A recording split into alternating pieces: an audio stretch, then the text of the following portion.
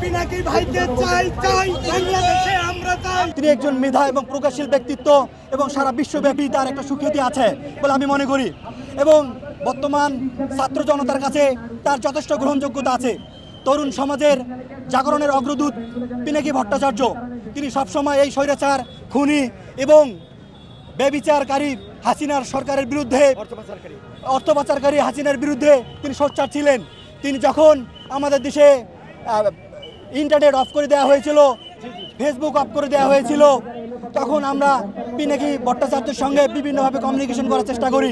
আমাদের ছাত্রদের উপর জুলুম, নির্বিচারের গুলি এবং বিভিন্ন ধরনের বৈশ্বিক নির্যাতনের কথা আমরা পিনাকি ভট্টাচার্যের কাছে তুলে ধরি।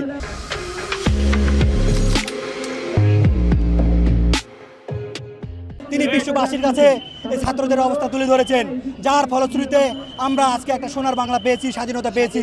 আমরা এই 32 নম্বরে দাঁড়িয়ে কথা বলতে পেরেছি ইনশাআল্লাহ।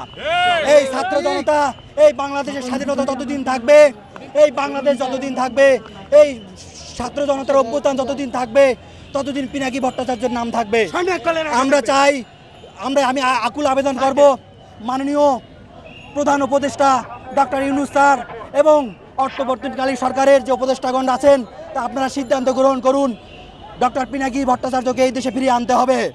এদেশে প্রজ্ঞা এবং মেধাশীল সমাজ এবং দেশ গঠন করতে পিনাকির বিকল্প কিছু নেই।